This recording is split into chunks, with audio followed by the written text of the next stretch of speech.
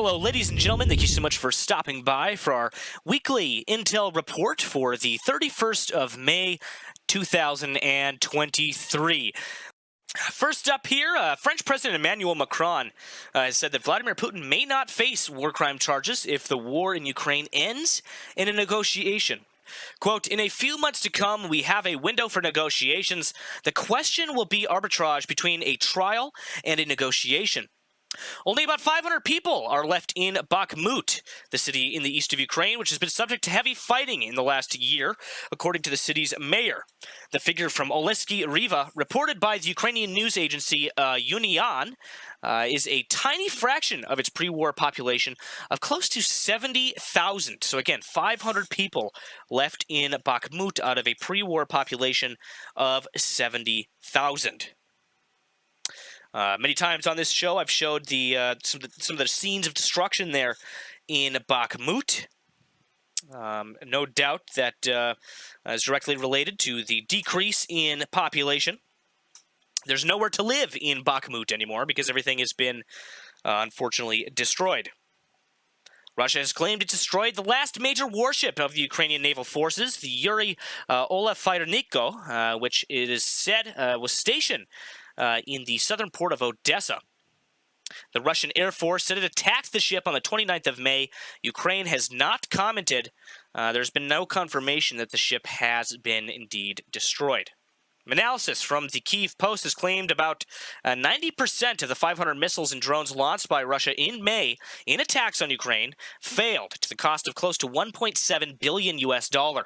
It said that 533 of them were destroyed by the Ukrainian Air Force. It includes 401 Shahed 136 drones, which cost about $20,000 each. Meanwhile, in Germany, Germany's government spokesperson has said that Ukraine has the right to attack Russian territory as it qualifies as self-defense. In an interview with German newspaper Deutsche Welle, Stefan Herberstreit said, quote, international law allows Ukraine to carry out strikes on the territory of Russia for the purpose of self-defense. In other news, drones attacked two oil refineries just 40 to 50 miles east of Russia's biggest oil export terminals on Wednesday, sparking a fire at one and causing no damage to the other, according to Russian officials. Meanwhile, Russian President Vladimir Putin accused Ukraine on Tuesday of seeking to, quote, frighten Russians after Moscow was targeted with a large-scale drone attack for the first time in the 15-month war. He said that Ukraine had chosen the path of attempting to, quote, intimidate Russian citizens with attacks on residential buildings, and added that the drone attacks were clearly a sign of terrorist activity. Again, to make that clear there, this is coming directly from the mouth of Russian President Vladimir Putin. It says here, the Wagner chief, Yevgeny Prigozhin, has blamed the latest Moscow drone attacks on senior Russian military officers living in the suburbs. In a message posting on Telegram, the head of Russia's mercenary group pinpointed the failures of Russia's defense ministry that allowed the drones to reach Moscow. Quote, how dare you allow the drones to reach Moscow, Prigozhin said in his regular aggressive tone.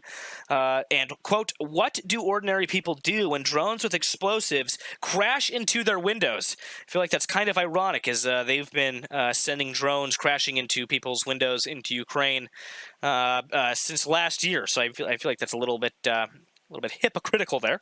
But I digress. Prigozhin here has been a vocal critic of Russia's military and political elite, routinely claiming they were not doing enough to help his fighters in the battle for Bakhmut. Moving on to some Taiwan news here. This talks about Taiwan pushes to prevent China from cutting internet and phones. And again, I talked about this a lot in previous streams. There had been reports that China had severed internet cables to one of the outlying Taiwanese islands. It says here, Taiwan is beefing up its communications infrastructure to ensure that it remains connected to the rest of the world in case of any emergency. The commander of the U.S. military in the Pacific on May 23rd warned Chinese Chairman Xi Jinping that an invasion of Taiwan would be costly to China in terms of blood and treasure. Aquilino said that there are many lessons that can be learned from Russia's illegal and illegitimate unprovoked attacks on Ukraine. The admiral argued that the world was woken up by the invasion that the people of Taiwan, quote, certainly have a new view. No doubt China certainly has a new view as well. He said that it should be concerning that the invasion demonstrates that any single leader from an authoritarian nation can take such aggressive actions without the consideration of others. Among the many lessons, Aquilino said Xi should learn that, quote, there is no such thing as a short war. And some news here out of Bakhmut from Al Jazeera. Says here, Bakhmut falls silent as Russia and Ukraine trade air raids. After 10 months of warfare, ground assaults have largely come to a halt, and the guns have mostly fallen silent in the city of Bakhmut.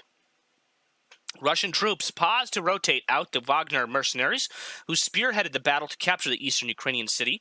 Ukrainian forces paused a flanking maneuver that recently captured the high ground around Bakhmut, quote, to perform other military tasks. In a video interview he posted to his Telegram channel, Wagner boss Yevgeny Prigozhin said he had lost 20,000 mercenaries in the battle for Bakhmut alone. Quote, they were talking about human waves. Prigozhin was becoming really frustrated, shoving all of these mercenaries in, trying to take 10 meters or around 32.8 feet of ground, said Kumarich. He hinted at an anticipated Ukrainian counteroffensive. The Russians are well aware that in addition to military losses, failure to hold the city can also cause them great reputational losses.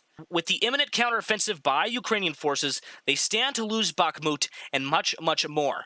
If they're going to claim a Russian victory to the Russian people now, they're going to lose big time if they get supply lines cut off and they end up having to abandon the city of Bakhmut.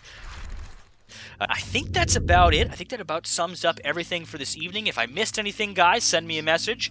You can always PM me on Discord. You can always send me an email. I love reading your guys' emails. I read every comment. I read every message that's sent my way. Sometimes I get bombarded with them, so it takes me a little bit of time to get back to people, so bear with me. But to everybody that tuned in this evening, guys, thank you so much for stopping by. Until next time, you are watching Nemico Network.